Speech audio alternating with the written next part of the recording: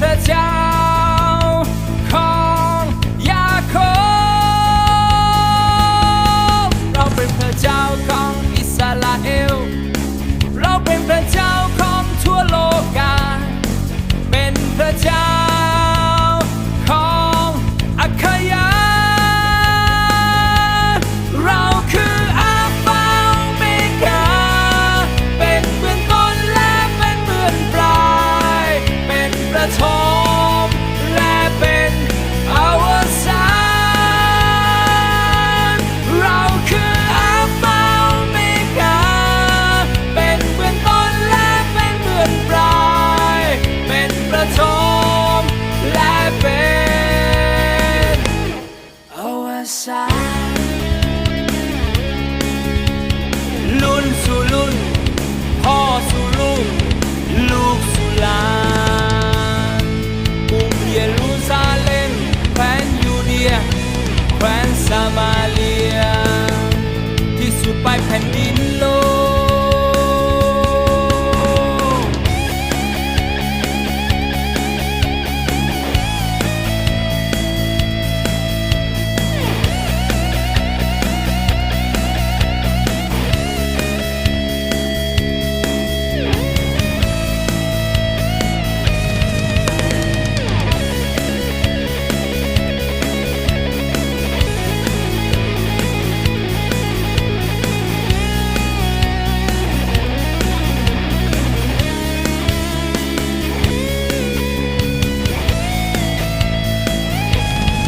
เราเป็นพระเจ้าของอับราฮัม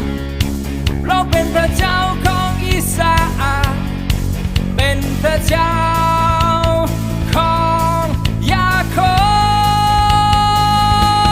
บเราเป็นพระเจ้าของอิสราเอล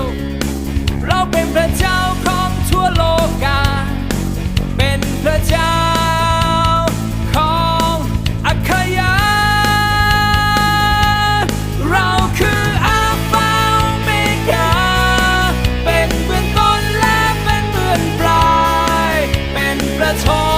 มและเป็นอวสานเราคืออัลฟาโอเมกา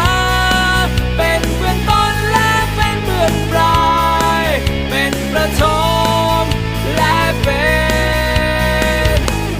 อวสานรุ่นสู่รุ่นพ่อสู่ลูกลูกสู่หลานกรุงเยรูซาเล็มแคว้นยูเดียแคว้นซามาเรียที่สุดปลายแผ่นดินโลกรุ่นสู่รุ่นพ่อสู่ลูกลูกสู่หลานกรุงเยรูซาเล็มแคว้นยูเดียแคว้นซามาเรียที่สุดปลายแผ่นดินโลก